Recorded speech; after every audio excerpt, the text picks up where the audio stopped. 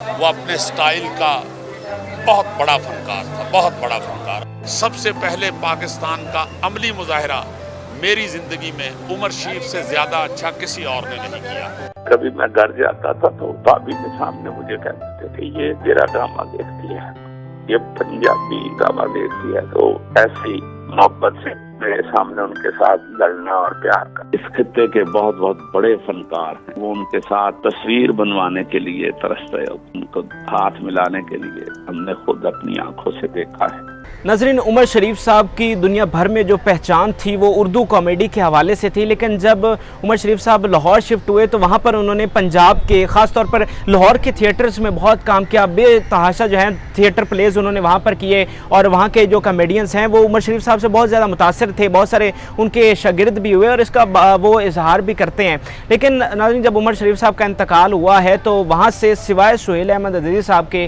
किसी ने भी उनके जनाजे में जो है वो शिरकत नहीं की। और सुहेल अहमद अज़ीज़ी साहब जो हैं वो बड़े उन्होंने जज्बाती अंदाज में यहाँ पर लाहौर पहुँचे और उनके जनाजे में शिरकत की। मैं वहीं पर मौजूद था और सारे मनाजिर मैंने देखे।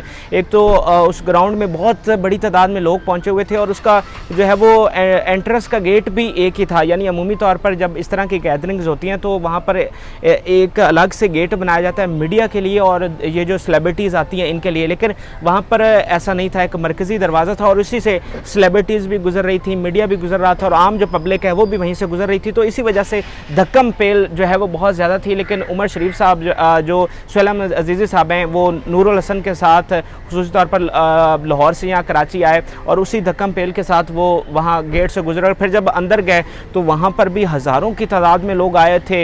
हर बंदा जो है वो एम्बुलेंस तक पहुँचना चाह रहा था। इस वजह से गवर्नर से लेके सईद गनी और मुर्तज़ा वहाब और जावेद शेख और सब लोगों को बहुत धक्के लगे। अयूब खोजा साहब वहाँ पर आए, जितने भी ये सियासी और शोबिज़ के लोग आए हुए थे सबको बहुत धक्के पड़े और बहुत वहाँ पर मुश्किल हुई, क्योंकि जो आम आवाम थी वो पहुँचना चाह रही थी, उनका आखिरी दीदार करना चाह रही थी, एम्बुलेंस तक पहुँचना चाह रही थी। लेकिन इस सब चीज़ों को साइड पर रखते हुए जो सुहेल अहमद अज़ीज़ी साहब हैं वो उसी तरह रश में से धक्के खाते हुए जो है वो एम्बुलेंस तक पहुँचे और जो उमर शरीफ साहब के बेटे हैं जवाद उमर उनके पास गए, उनसे इज़हार ताज़ियत की और उनका जो है वो माथा चुमा और वहाँ पर आखिरी रस्मात में शिरकत करने के बाद वो वहाँ से जो है वापस लाहौर रवाना हो गए, क्योंकि वहाँ पर जाकर उन्होंने अपना प्रोग्राम करना था। अब जैसा कि अब वहाँ पर रश बहुत ज़्यादा था, इतनी स्पेस नहीं मिली कि सुहेल अहमद अज़ीज़ी साहब से उमर शरीफ के हवाले से कुछ तफसीली गुफ्तगू हो सके, क्योंकि बड़ा गहरा ताल्लुक़ था सुहेल अहमद अज़ीज़ी का उमर शरीफ के साथ।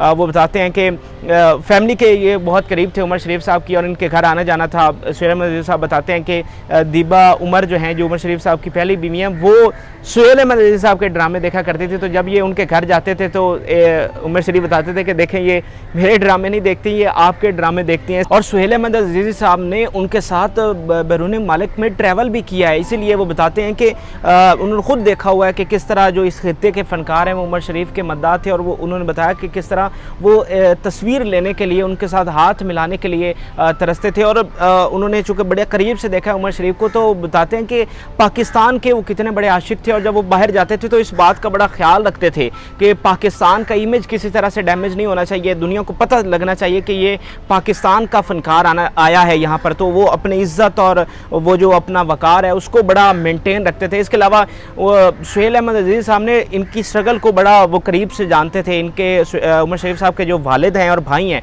ये जो है वो फौत हो गए थे, तो जो पूरे घर की जिम्मेदारी है वो उमर शरीफ साहब के कंधों पर थी और बड़ा ज़बरदस्त तरीके से लेकर वो अपने पूरे ख़ानदान को चले हैं। एक गरीब घराने से इनका ताल्लुक़ था, लेकिन जो उन्होंने जिद्दोजहद की जो जर्नी इनकी रही तो उसमें जो पैसा कमाया, जितने भी मामलात थे, तो अपनी फैमिली को बहुत ज़्यादा जो है वो वेल सेटल्ड किया। इसके अलावा सुहेल अहमद अज़ीज़ी साहब जो है उनकी शख्सियत के हवाले से भी बहुत सारी जो हैं वो बातें करते हैं। तो अब मैं चाहता हूँ कि मैं आपको कुछ उन्हीं की ज़बानी गुफ्तगू सुनवाऊँ। मेरे पास उनकी कुछ ऑडियो बाइट्स हैं सुहेल अहमद अज़ीज़ी साहब के, तो मैं चाहता हूँ कि आप उन्हीं की ज़बानी सुने कि उन्होंने उमर शरीफ साहब को कैसा पाया, उमर शरीफ साहब की शख्सियत क्या थी, उनकी जर्नी कैसी थी, वो कैसे इंसान थे और इंडिया में जब वो गए तो किस तरह से जो है वहाँ पर उनका खैर मकदम किया जाता था। और इसी गुफ्तगू के दौरान जो सुहेल अहमद अज़ीज़ी साहब हैं वो जज्बाती भी हुए, थोड़ा सा उनकी आंखें नम भी हुई। तो वो ये जो सारी गुफ्तगू है मैं आपके साथ शेयर करना चाहता हूँ, सुनिएगा ज़रा।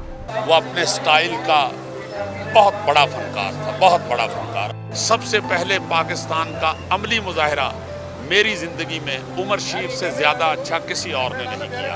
कभी मैं घर जाता था तो भाभी के सामने मुझे कहते थे ये तेरा ड्रामा देखती है, ये पंजाबी ड्रामा देखती है। तो ऐसी मोहब्बत से मेरे सामने उनके साथ लड़ना और प्यार करना। इस खित्ते के बहुत बहुत बड़े फनकार हैं, वो उनके साथ तस्वीर बनवाने के लिए तरसते हैं, उनको हाथ मिलाने के लिए हमने खुद अपनी आंखों से देखा है।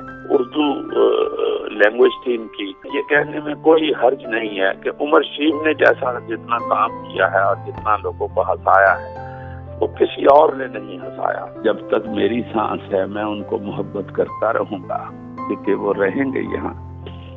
ये बर्रे सगीर का सबसे बड़ा एंटरटेनर आज चला गया है, बर्रे सगीर का सबसे बड़ा एंटरटेनर। मुंह पूरा आ गया तो फोटो आ गई। ਇਹਦੇ ਸ਼ਨਾਖਤੀਕਾਰਡ ਤੇ ਫੋਟੋ ਤੇ ਨਹੀਂ ਅਗਲਿਆਂ ਲਾਈ। ਸ਼ਨਾਖਤੀਕਾਰਡ ਪੂਰਾ ਬਣਾ ਕੇ ਮਾਚਿਸ ਬਾਲ ਕੇ ਉਨੀ ਥਾਂ ਸਾੜ ਛੱਡੀ। इसके दादा रिश्तेदारों से मिलने गए और इसके दादा चिड़ियाघर में गए, अबे बंदरों ने हड़ताल कर दिया। बड़े चिल्लाए बंदर, पिंजरे हिला दिए उन्होंने। कह रहा है कि ये खुला घूम रहा है, हमारा क्या गुनाह है।